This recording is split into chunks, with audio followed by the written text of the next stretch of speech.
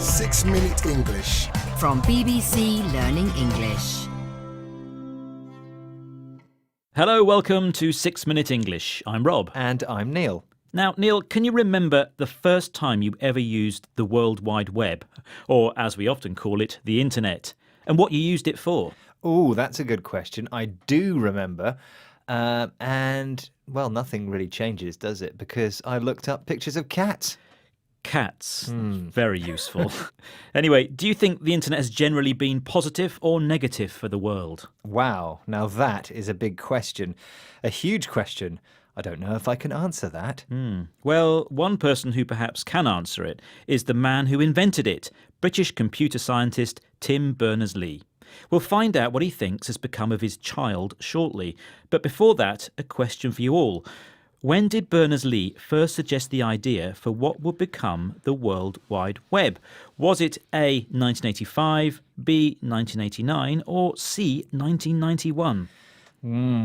Tricky, but I think it's earlier than people think, so I'm going to go for 1985. Well, that was a long time ago, but we'll reveal the answer a little later in the programme.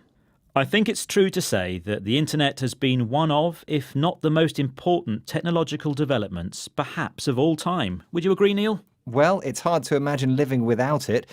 Not impossible, but not nearly as convenient. These days, we take the Internet for granted. We share our lives on social media and not just with friends and family. And that isn't always a positive thing, according to the father of the Internet, Tim Berners-Lee. In a recent BBC Tech Tent programme, he talked about his concerns with the Internet and particularly the companies that control its information. Companies which he calls Internet giants. What does he say he thought these companies had to do? Initially, I felt the main thing that an internet giant had to do was to be neutral, just be a platform, and humanity, once connected by technology, will do wonderful things. And clearly, it doesn't work like that. If you connect humanity via Wikipedia, then they do produce, in general, wonderful things. If you connect people by a social network where they have anonymity, then it can bring out the very nastiest of people. So, what did he say he thought these internet giants had to do? He said that he thought initially that they just had to be neutral. Initially means at first, in the beginning.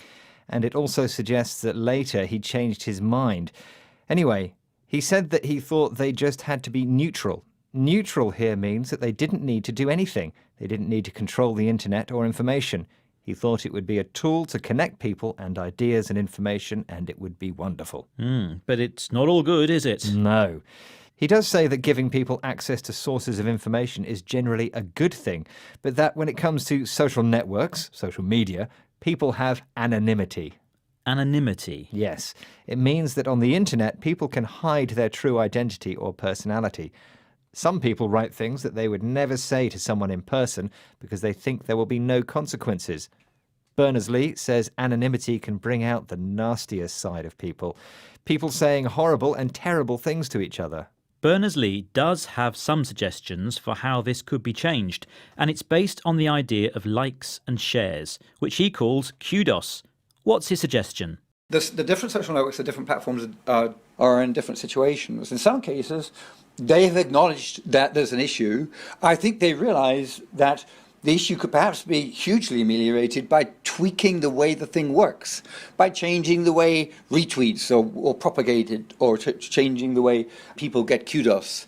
Give them more kudos for being constructive, for example. So how does he think companies could address the problem? Well, he says that some of the social networks have agreed that there is a problem and they know what could improve it.